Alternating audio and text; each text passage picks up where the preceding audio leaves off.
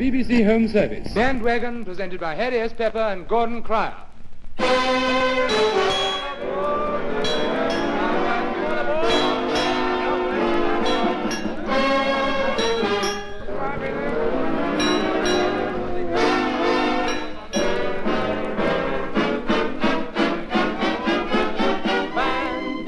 Come on and make a trip upon the bandwagon. It's a wild, boys, it's a grand wagon. Come on and make your trip and join the bandwagon. Starting now, boys.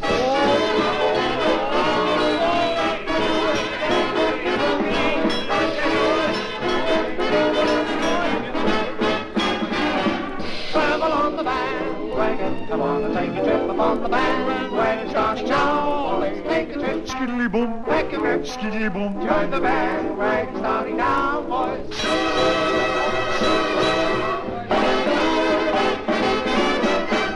Well, here we are, everybody, with another bandwagon. Oh, I wish we could find a new way of starting this show besides you saying that. No, stop it, Big. We had all that out last week. Yes, but you must admit it gets a bit humdrum. Aye, proper dum. Aye, it's really humdrum. We had that out last week, too, didn't we? Well, let's tell them the joke about old Nasty's father and mother. No, the censor had that out this morning, if I remember right, Leah. Oh, yes. In any case, Big, remember what we agreed? We were going to give old Nasty a rest this week and talk about something else for a change. Yes, but you feel you'd like to say something about him. You know, he's pinched a lot of our publicity, hasn't he?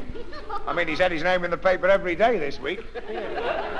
Anyway, Mrs. Bagwash isn't worried about him. Oh, she doesn't care a hoot. She said to me this morning, it's no good them Germans sitting up in those balloons over London trying to frighten us because they can't.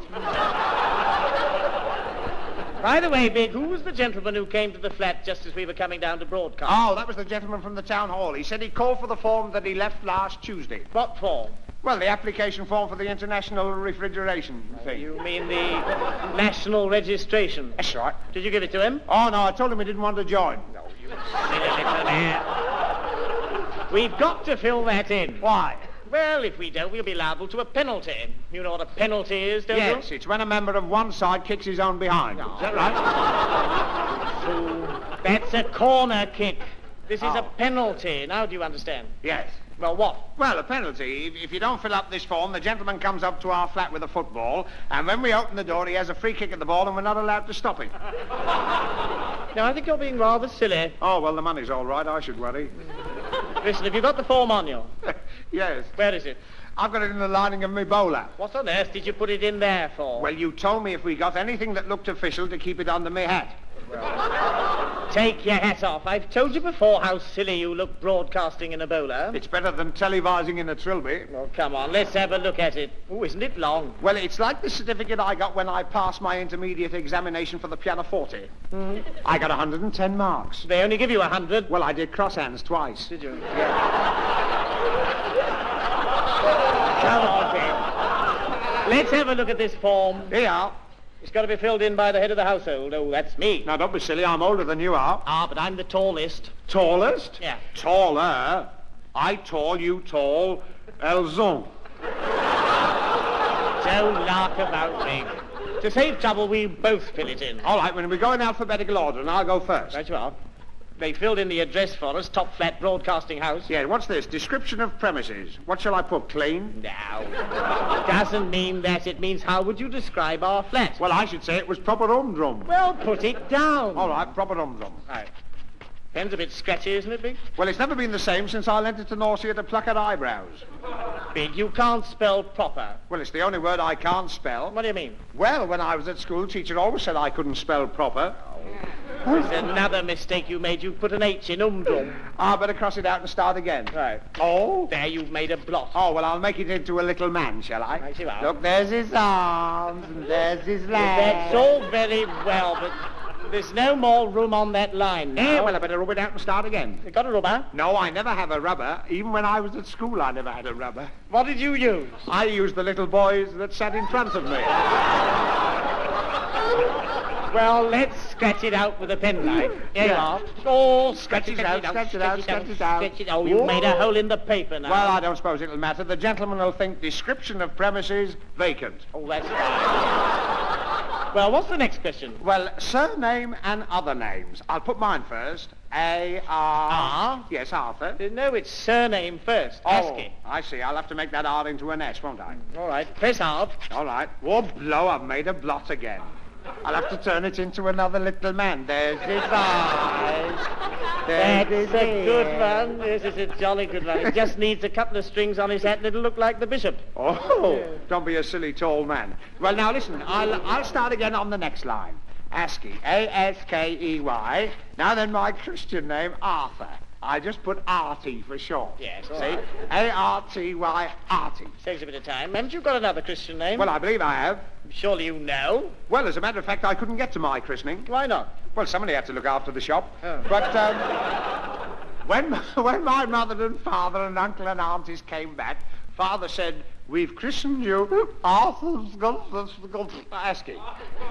But what are the initials on your pencil box? A-M-A. Well, that's it, Arthur Mafeking Askey. Why, they call you Mafeking. Because I was born on the day after the Battle of Trafalgar. Oh, I see, yes. Well, I'll fill in my names now. I refuse to write the middle one. I'll just put Richard E. Murdoch. You've got to fill in your middle name. What is it? I'm not even going to tell you. Why not? Well, you'll only laugh. No, I won't. Now, see this wet, see this dry. Cut my throat, tell a lie. Go on, tell us what it is. Oh, well, all right. It's Ethel. Big. What are you crying for? Oh. You can have one of your nasty turns. I promised not to laugh, and I've got to do something when I find my best friend's name's Ethel. Whatever made them call you that? Well, it's rather a strange story. You see, my uncle was walking along with a friend of his, you see, and this man suddenly went... You see? Yeah. And my uncle said, "What on earth did you do that for?" And his friend said, "I'm awfully sorry, I thought it was Thursday." And that's how I was called Ethel. Oh, I see, yeah. Richard E. Murdoch. You wrote that quickly, didn't you? Well, we got to give the band a chance. Spoiled that one, didn't Yeah, I know. You thought the joke would go better. Well, never mind. Now, here's the next column. Sex. Sex, yes. Yeah, you know what sex is? It's what Sandy McPherson says when he means half a dozen, isn't it? No, it isn't. Oh. It means whether you're a boy or a girl. You could have a bit of trouble with your name, haven't you? Oh, don't be silly. Put M for yourself and ditto for me. Okay, M for me, M, and D-I-T-T-O. Oh, I've made another blot. Looks like Blotto now. Yeah, well, don't let's bother. I'll turn it into another little man. Hey.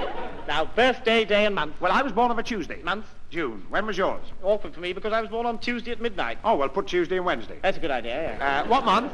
Month after May. Month after May. Work it out. January, August, November, May, October. That's right. October. Put down October, yeah. Oh, you haven't made a blot this time, Dickie. Well, I'll soon fix that. There There you you are. are. It's that little man again. Now then, year of birth. Oh, that's easy for me. I was born on the day after the Battle of Trafalgar. That was 1805. Right, 1805. What year were you born in? Well, I'm going to put that down. I don't want the gentleman at the town hall going round telling everybody. That's right. Just put find out. Right. That's it. Yeah. Now then, next column, condition as to marriage. Well, I'll put novel by nausea. And I'll put offers inviting. Yeah, I don't suppose it'll matter. Anyway, I expect the whole thing's a swindle. I don't suppose they give a prize in any case. Now, Big, you mustn't grumble at a time like this. We've got to be patriotic. And now here's Jack Hylton and his band to play you a silly tune called Peckin' with the Penguins.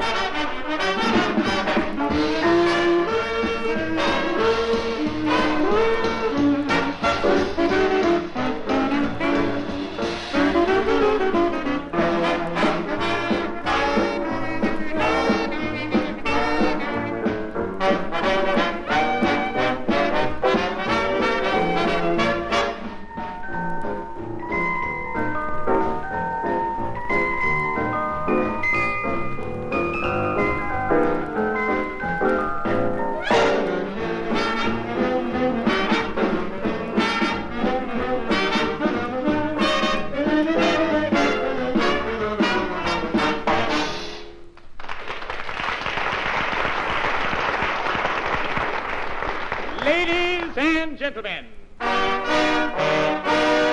once again, Bandwagon brazenly presents Chestnut Corner. All the things we come out with. My wife's a decided blonde. I know, I was with her when she decided. Excuse me, sir, but can you spare me a shilling for a cup of coffee? Shilling, that's a lot for a cup of coffee, isn't it? Listen, are you trying to tell me how to run my business? What could be nicer than a nightingale in a tree? A lark in a field. How did you lose your hair? Worry? What did you worry about?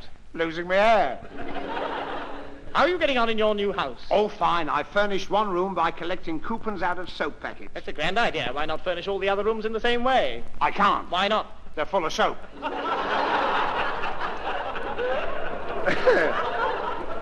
My uncle plays the accordion every night and cries like a baby. Why, does he play sad music? No, the accordion keeps pinching his stomach.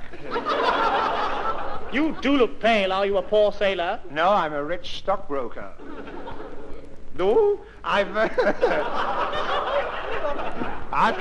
I've come to change my name. That'll be an expensive business. What is your name? Harry Smells. Ooh, I'm not surprised. What do you want to change it to? Charlie Smells. And that, ladies and gentlemen, concludes Chestnut Corner for this evening. Later on, we hope to bring you some even better old jokes. Meanwhile, carry on, Bandwagon.